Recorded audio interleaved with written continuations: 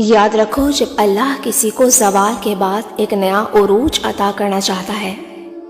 تو اسے یہ دو خاص نشانیاں بار بار ظاہر فرماتا ہے۔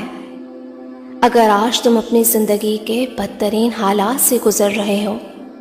اور بہتری کے اسباب تلاش کر رہے ہو تو جان لو کہ اللہ کی طرف سے تمہیں کچھ خاص سائن اور ایسے اشارے بھی ضرور ظاہر ہوتے ہیں جن پر تم اکثر غور نہیں کرتے۔ اگر امید کی کوئی کرن تمہیں دکھائی نہیں دے رہی تو سنو، ایک روایت میں آتا ہے کہ اگر تم اپنے مزاج سے راضی نہ ہو تو دنیا تمہارے لیے خوشگوار کیسے ہو سکتی ہے؟ جان رکھو کہ قیمتی گوہر آبدار نمکین سمندر سے نکلتا ہے۔ بہت سی خوفناک اور غیر متوقع واقعات تمہارے لیے مسرت اور نیا عروج لے کر آتے ہیں۔ کتنی ہی سلامتی ممانعت کے بعد ملتی ہے اور بہت سی چیزیں کجی کے بعد درست ہو جاتی ہیں۔ اللہ تعالیٰ فرماتا ہے، اے محمد صلی اللہ علیہ وسلم، ان سے پوچھو کہ صحرا اور سمندر کی تاریکیوں میں کون تمہیں خطرات سے بچاتا ہے، اور کون ہے جس سے تم مصیبت کے وقت گڑ گڑا کر چپکے دعائیں مانگتے ہو۔ بس تم خدائے زندہ پر بھروسہ رکھو جو کبھی نہیں مرے گا، اور اس کی حمد کے ساتھ اس کی تسبیح کرتے رہو۔ اگر آج لوگوں کی طرف سے دی گئی زیادتیاں یا بہتان درازیاں تمہیں دکھی کر رہی ہیں اور تمہاری زندگی زوال کی پستی میں ڈوبتی جا رہی ہے تو یاد کرو وہ وقت جب نبی کریم صلی اللہ علیہ وسلم کی پیاری زوجہ حضرت عائشہ رضی اللہ تعالی عنہا کا پسندیدہ ہار گم ہو گیا اور اس کی گمشدگی کا بہانہ لے کر دشمنوں نے ان پر لغو الزامات کی سازشیں کر کے انہیں دکھی اور مضطرب کر دیا، یہاں تک کہ آپ بیمار ہو کر گوشہ نشین ہو گئیں، مگر اپنا بھروسہ ٹوٹنے نہ دیا اور اپنا معاملہ اللہ کی عدالت میں پیش کر دیا۔ تو جانتے ہو کہ عرش عظیم کے رب نے ان کی عفت مابی کی گواہی آسمان سے اتار کر انہیں عروج کی منزلوں تک پہنچا دیا۔ اللہ تعالیٰ قرآن میں خود فرماتا ہے، کانا پھوسی تو ایک شیطانی کام ہے اور وہ اس لیے کی جاتی ہے کہ ایمان والے لوگ اس سے رنجیدہ ہوں، حالانکہ بے اذن خدا انہیں کوئی نقصان نہیں پہنچ سکتا، اور مومنوں کو اللہ ہی پر بھروسہ رکھنا چاہیے۔ ایک جگہ روایت میں آتا ہے کہ تم بلندی اور شرف حاصل کرنے کے لیے اتنی سستی سے چل رہے ہو کہ تم اکتا جاتے ہو۔ عروج اور بڑائی کوئی کھجور نہیں جسے تم کھا لو، جب تک تلخی کا مزہ نہ چکھو تم عروج اور بڑائی کو نہیں پا سکتے۔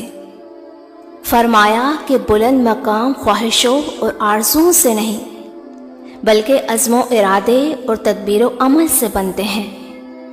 اور ایک شجاع دل انسان کا یقین راسخ اور ضرب بہت بڑا ہوتا ہے، اور وہ لوگوں کی چالوں سے دل تنگ کرنے کے بجائے ہر آندھی اور طوفان کا مقابلہ کر کے ایک نئی اور روشن صبح کا انتظار کرتا ہے۔ اور جانتے ہو کہ وہ کون خوش نصیب ہیں جن کے زوال کو اللہ ایک نیا عروج عطا کرتا ہے اور ان پر خوب عنایات کی بارش برساتا ہے۔ اس کے کیا خاص اشارے ہیں؟ تو پہلے یہ ایک بات ذہن نشین کر لو، جان رکھو زندگی اس اندھیری سرنگ کی مانند ہے جس کے آخر میں روشنیوں کے اجالے ہوتے ہیں، اور یہ اجالے ان لوگوں کا نصیب بن کر ہی رہتے ہیں جو اپنے ہاتھ میں نور ایمانی کی مشعل کو تھام کر اس یقین سے اپنا سفر شروع کرتے ہیں کہ اللہ انہیں کبھی گرنے نہیں دے گا، تو اللہ اس کا ہاتھ تھام کر اس کے دل میں بصیرت کا نور عطا کر دیتا ہے،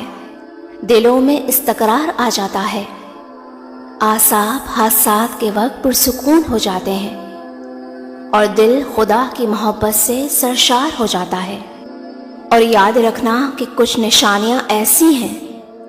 جو ظاہر کرتی ہیں کہ اللہ تمہیں زوال سے نکال کر جلد ایک نیا عروج عطا کرنے والا ہے، جس کی اکثر نشانی تو یہ بھی ہے کہ جب تم اپنے عقلی وجود کی قوتوں سے بدی کے رجحانات کو دبا کر نیکی کے رجحانات کو ابھارتے ہوئے اپنا تزکیہ نفس کرتے ہو، تو اس کی اقتدار اعلیٰ سے وہ نعمتیں پا جاتے ہو جو تمہارے عروج کا باعث بنتی ہیں۔ قرآن کہتا ہے، فلاح پا گیا وہ جس کے نفس کو اللہ نے پاک کر دیا، اور نامراد ہوا وہ جس کے نفس کو اللہ نے دبا دیا۔ جانتے ہو جب تم اپنی زندگی کا پودا ٹھیک اس کے مزاج کے مطابق آب و ہوا میں لگاتے ہو نا، تو وہ نہ صرف پھلتا پھولتا ہے بلکہ بہترین سائبان بن کر تمہیں چھاؤں سے لطف اندوز بھی کرواتا ہے۔ ابو دردہ فرماتے ہیں کہ ہر انسان دنیا کو اپنے خیال، عمل اور محرکات کے چشمے سے دیکھتا ہے۔ اگر تمہارا عمل اچھا ہوگا تو محرکات صحیح ہوں گے، تمہاری فکر پاکیزہ ہوگی تو دل کا آئینہ بھی صاف ستھرا ہوگا، لیکن جس کا آئینہ میلا ہو جائے تو اس کا شیشہ کالا پڑ جاتا ہے اور اسے ہر چیز میلی اور دھندلی دکھائی دینے لگتی ہے۔ ایک قول ہے کہ کتنی ہی مصیبتیں تو ایسی ہوتی ہیں جن سے تم تنگ ہو جاتے ہو، لیکن اللہ انہی مصیبتوں کو ختم کر کے اکثر ایسا عروج عطا کرتا ہے کہ جس کا انسان گمان بھی نہ کرتا ہو۔ جانتے ہو تمہارے زوال سے عروج عطا ہونے کی ایک نشانی یہ بھی ہے کہ جب ناقابل برداشت لمحوں میں تمہارے دل کو صبر آنے لگے تو یہ اس بات کی واضح دلیل ہے